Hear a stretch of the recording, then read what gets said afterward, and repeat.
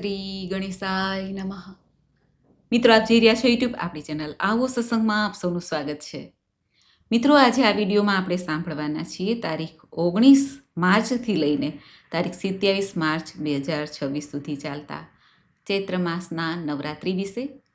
9 દિવસ માં નવદુર્ગાની પૂજા ઉપાસના થાય છે. આ ઉપરાંત જે ભક્તો ઘટ સ્થાપન કરે છે, અખંડ જ્યોત પ્રગટાવે છે, માની પૂજાની શરૂઆત કરે છે પ્રથમ નવરાત્રિથી, જે ચૈત્ર માસનો પહેલો દિવસ હોય છે, પ્રતિપદા તિથિ હોય છે, ત્યારે જે ઘટ સ્થાપન થાય છે તેનું શુભ મુહૂર્ત શું છે અને માની સવારી કઈ છે, 9 દિવસ સુધી માને ક્યાં ભોગ સમર્પિત થાય છે, કેવી રીતે પૂજા કરવી તથા અષ્ટમી નવમીનો શું મહિમા છે, તે સર્વે કાંઈ જાણીશું.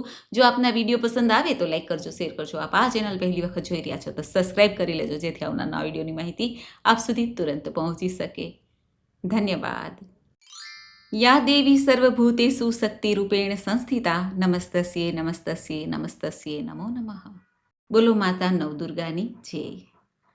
મિત્રો, આ વર્ષે ચૈત્ર માસ 19 માર્ચથી શરૂ થાય છે અને દુર્ગા ઉપાસનાની શરૂઆત પણ આજથી જ થાય છે. ચૈત્ર નવરાત્રિનો પ્રારંભ પણ આજથી જ થાય છે. ચૈત્ર માસની પ્રતિપદા તિથિએ નવ વર્ષ પ્રારંભ પણ થાય છે. હિન્દુ નવવર્ષની શરૂઆત ચૈત્ર માસથી થાય એટલા માટે પણ વિક્રમ સંવતની શરૂઆત પણ આજથી જ થઈ કહેવાય છે.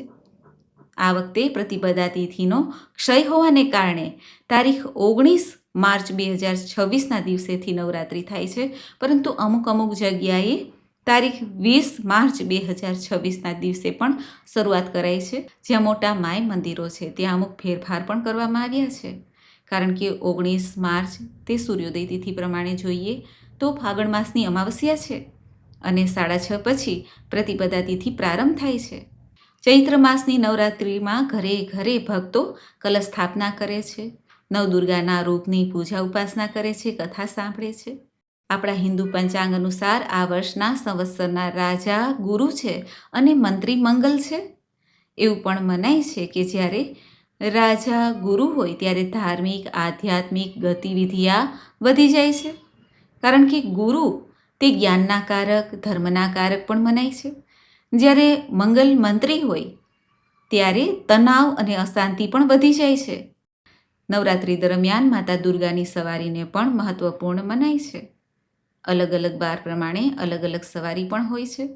19 માર્ચ 2026 ગુરુવારના દિવસે નવરાત્રિનો પ્રારંભ થાય છે, એટલે માતાજી પાલખી ઉપર એટલે કે ડોલી ઉપર સવાર થઈને આવી રહ્યા છે. ધાર્મિક માન્યતા અનુસાર પાલકી તે માતાના આગમન માટે શુભ સંકેત મનાતો નથી. મહામારી કે બીમારીનો સંકેત પણ મળે છે. 7 વાર પ્રમાણે નવરાત્રિ ક્યારેય પણ આરંભ થાય છે તે પ્રમાણે માતાની સવારી કહેવામાં આવી છે, તે વિશે પણ આપણે જાણી લઈએ. જેમ કે રવિવારે કે સોમવારે જો નવરાત્રિનો પ્રારંભ થતો હોય તો માં હાથી પર બિરાજમાન થાય છે. શનિવાર અને મંગળવારે જો નવરાત્રિનો પ્રારંભ થતો હોય તો માતા ઘોડા પર સવાર થઈને આવે છે. ગુરુવાર અને શુક્રવારે જો નવરાત્રિની શરૂઆત થતી હોય તો માતા પાલકી ઉપર બિરાજિત થઈને આવે છે. બુધવારે જો નવરાત્રિની શરૂઆત થાય તો માતાનું વાહન નૌકા એટલે કે હોડી હોય છે. આમ અલગ અલગ વાર પ્રમાણે માતાની સવારી હોય છે અને માતા ભક્તોને આશીર્વાદ દેવા માટે પૃથ્વીલોક ઉપર આવે છે.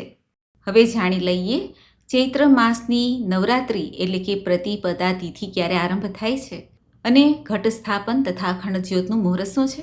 ચૈત્ર માસની પ્રતિપદા તિથિ પ્રારંભ થાય છે 19 માર્ચ 2026 સવારે લગભગ 6:52 આસપાસ, જ્યાં તિથિ પૂર્ણ થાય છે 20 માર્ચ 2026 વહેલી સવારે 4:52 આસપાસ. ઉદયા તિથિ અનુસાર નવરાત્રિનું વ્રત થાય છે, પરંતુ એકમનો ક્ષય હોવાથી નવરાત્રિ 19 તારીખે પ્રારંભ થાય છે અને જે આપણે વાત કરીએ એમ અમુક જગ્યાએ 20 તારીખની માન્યતા પણ છે. જે માય ભક્તો જે મુહૂર્ત પ્રમાણે માનતા હોય આજુબાજુના સ્થળમાં પૂછીને એ પ્રમાણે આપણે માતાની સ્થાપના કરવી. ઘટ સ્થાપન, કુંભ સ્થાપન કે પછી અખંડ જ્યોત જ્વારા વાવવા હોય તેનું શુભ મુહૂર્ત છે સવારે 6:52 લઈને 7:43 સુધી. આ ઉપરાંત બપોરે અભિજીત મુહૂર્ત પણ હોય છે, ત્યારે 12:05 લઈને 12:53 સુધી શુભ મનાય છે. જો સવારે આપણે કુંભ સ્થાપન કે અખંડ જ્યોત પ્રગટાવી ન શકીએ તો બપોરે અભિજીત મુહૂર્ત પણ શુભ મનાય છે. જે ભક્તો નવરાત્રિનું વ્રત કરવા માંગે છે તે પ્રતિપદા તિથિથી જ સંકલ્પ લે કે નવરાત્રિ દરમિયાન વ્રત કરીને તેઓ કઈ રીતે વ્રત કરવા માંગે છે, એક ટાઈમ ભોજન કે પછી ઉપવાસ. આ ઉપરાંત જે ભક્તો અષ્ટમી નવમીનું વ્રત કરવા માંગે છે તેઓ પણ 2 દિવસનો પણ સંકલ્પ કરી શકે છે. અને જો એક જ નવરાત્રિ એટલે કે અષ્ટમીનું જ વ્રત કરવું હોય તો માત્ર એક વ્રત પણ કરી શકાય છે. નવરાત્રિમાં 9 દિવસ હોય છે, નવદુર્ગાની ઉપાસના થાય છે. પ્રથમ 3 નવરાત્રિ મહાકાળી માતાજીની પૂજા ઉપાસના થાય છે. બીજા 3 દિવસ માતા મહાલક્ષ્મી અને ત્રીજા 3 દિવસ માતા સરસ્વતીજીની ઉપાસના થાય છે. આમ નવદુર્ગાની ઉપાસના થાય છે અને 9 દિવસ સુધી માતા નવદુર્ગાની કથા પણ સંભળાય છે. દુર્ગા સપ્તસતી પાઠ છે, દેવી ભાગવત મહાપુરાણ છે તથા માતાના ચાલીસા પાઠ, દુર્ગા કવચ આદિનો પાઠ પણ કરી શકાય છે. જે ભક્તો નવરાત્રિમાં વ્રત કરવા માંગે છે તેઓ સવારે વહેલા ઉઠીને સ્નાનાદિથી પરવારીને શુદ્ધ વસ્ત્ર ધારણ કરે, પૂજા સ્થાનને ચોખ્ખું કરીને, જો આપણા ઘરના મંદિરમાં આપણા કુળદેવી બિરાજમાન જ હોય છે તેની પણ પૂજા કરી શકાય છે. અને અલગથી એટલે કે અલગ બાજોટ ઢાળીને પણ પૂજા ઉપાસના થઈ શકે છે. તે પૂજાનું સ્થાન ચોખ્ખું રાખવું, બાજોટ ઢાળવો, લાલ વસ્ત્ર પાથરવું અથવા પીળું અથવા કોઈ પણ રંગનું જે ચમકીલું વસ્ત્ર હોય, સિલ્કનું વસ્ત્ર હોય તે પણ પાથરી શકાય છે. અને ત્યાં માતાજીનો ફોટો કે મૂર્તિ બિરાજિત કરવી. ત્યારબાદ માતાજીનું નામ સ્મરણ કરીને ઘટ સ્થાપન થાય છે. ઘટ સ્થાપન આપણે દિવાળીમાં પણ કરીએ છીએ, ગણપતિ ઉત્સવમાં પણ કરીએ છીએ, એટલે બધાને આવડતું જ હોય છે. વાર ત્યોહારે ઘટ સ્થાપન કરવું શુભ મનાય છે. કહેવાય છે કે કુંભ સ્થાપન કરવાથી ઘરમાં વાસ્તુ દોષ સંબંધી કોઈ સમસ્યા હોય તો તે દૂર થાય છે. કુંભ સ્થાપન કરવા માટે એક માટીનું પાત્ર અથવા એક માટીનો ઘડો છે, તાંબાનો ઘડો, ચાંદીનો, સોનાનો કે પછી પિત્તળનો, જે આપણને યોગ્ય હોય, આપણી પાસે ઉપલબ્ધ હોય તે ઘડાને સ્થાપિત કરવાનો હોય છે.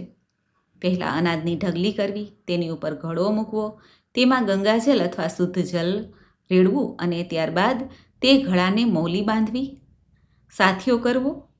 ઘડાની અંદર સિક્કો, સોપારી, અક્ષત, દુર્વા તથા હળદરની ગાંઠ છે તે પધરાવવી.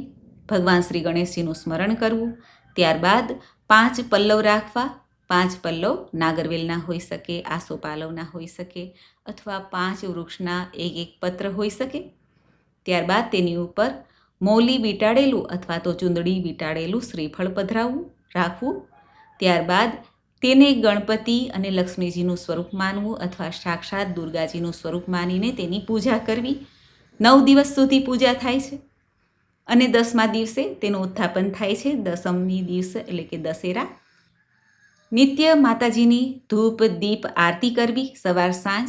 પ્રસાદ નૈવેદ્ય ધરવો, જેમાં લાપસી છે, સુખડી છે, ફ્રૂટ છે, પેંડા છે, જલેબી છે, ખીર છે, શીરો છે.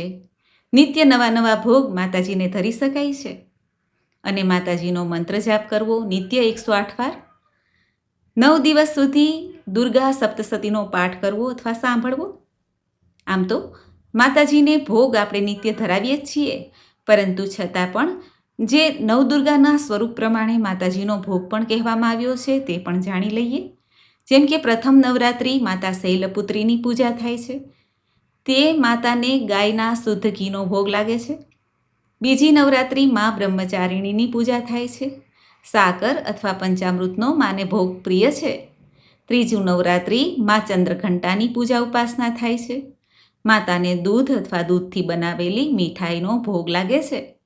ચોથું નવરાત્રિ મા કુષ્માંડા દેવીની પૂજા ઉપાસના થાય છે, માતાજીને માલપુવાનો ભોગ અતિ પ્રિય છે. પાંચમું નવરાત્રિ મા સ્કંદ માતા છે, જેમને કેળાનો ભોગ પ્રિય છે. છઠ્ઠું નવરાત્રિ મા કાત્યાયની દેવી, જેમને મધનો ભોગ લાગે છે. સાતમું નવરાત્રિ મા કાલરાત્રિ, જેમને ગોળનો ભોગ લાગે છે. આઠમું નવરાત્રિ મા મહાગૌરીની પૂજા ઉપાસના થાય છે, જેમને નારિયેલ અત્યંત પ્રિય છે. શ્રીફળ વધેરાય પણ છે અને શ્રીફળ ચડાવાય પણ છે. નવમું નવરાત્રિ મા સિદ્ધિદાત્રી, માને હલવો, પૂરી અને ચણાનો ભોગ લાગે છે. અને ચૈત્ર માસની અષ્ટમી તિથિ 26 માર્ચ 2026ના દિવસે ઉજવાશે. ત્યારે રામનવમી પણ ઉજવાશે સૂર્યોદય તિથિ પ્રમાણે. અને ચૈત્ર માસની 9મી તિથિ તારીખ 27 માર્ચ 2026ના દિવસે ઉજવાશે. આમ જોઈ તો રામનવમી 2 દિવસ પડે છે સૂર્યોદય તિથિ પ્રમાણે અને બપોરના જ્યારે ભગવાન શ્રી રામજીનો જન્મ થયો હતો તે પ્રમાણે. જે સ્થાનની જે માન્યતા હોય એ પ્રમાણે રામનવમીનું ઉજવણી થશે. અને સાથે અષ્ટમી નવમીમાં કન્યા પૂજન થાય છે અને એક ભૈરવની પૂજા થાય છે.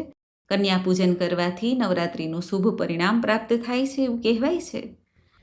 આ રીતે ચૈત્ર માસની નવરાત્રિમાં માતા નવદુર્ગાની પૂજા ઉપાસના કરીને ભક્તો મનોવાંછિત ફળની પ્રાપ્તિ કરી શકે છે. જે આપણામાં આસુરી તત્વ હોય કે નકારાત્મક એનર્જી હોય, આપણી આસપાસ પણ નકારાત્મક એનર્જી હોય, તેનાથી રક્ષા માટે માં નવદુર્ગાની પૂજા ઉપાસના થાય છે. મિત્રો, મને આશા છે કે આપને આ વિડીયો જરૂર પસંદ આવ્યો હશે. નવરાત્રિ શા માટે, નવરાત્રિની શરૂઆત ક્યાંથી થઈ તેની પણ એક સુંદર કથા બતાવવામાં આવી છે. તે પણ આપણે સાંભળી લઈએ. પૌરાણિક કથા મુજબ કહેવાય છે કે મહિષાસુર નામક રાક્ષસ બ્રહ્માજીના મોટા ભક્ત હતા. તેની ભક્તિ જોઈને સૃષ્ટિના રચયિતા બ્રહ્માજી અત્યંત પ્રસન્ન થયા.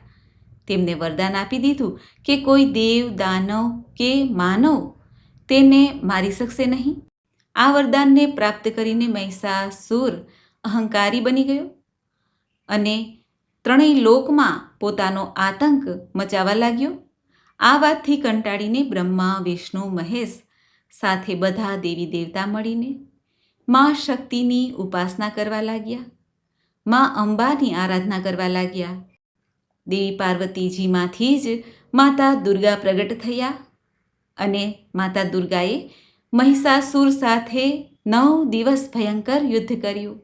10મા દિવસે માતા અંબા દુર્ગા દ્વારા મહિષાસુરનો વધ થયો, મોક્ષ પ્રાપ્ત થયો. આ દિવસથી બુરાઈ ઉપર જીતના પ્રતીક રૂપે નવરાત્રિની શરૂઆત થઈ છે. અને બીજી કથા શ્રી રામજી સાથે જોડાયેલી છે. શ્રી રામજી જ્યારે વનમાં ગયા હતા ત્યારે સીતાજીનું હરણ લંકાપતિ રાવણ કરી ગયા. ત્યારે લંકા પર આક્રમણ કરીને પોતાની પત્નીને ફરી પ્રાપ્ત કરવા માટે તથા અધર્મનો નાશ કરવા માટે ભગવાન શ્રી રામચંદ્રજીએ 9 દિવસ સુધી માં નવદુર્ગાની ઉપાસના કરી હતી, પૂજા કરી હતી. ત્યારે માં દુર્ગાજી પ્રસન્ન થઈને સ્વયં માતા શ્રી રામજી સામે પ્રગટ થયા અને શ્રી રામજીને વિજય પ્રાપ્ત થાય એવા આશીર્વાદ આપ્યા.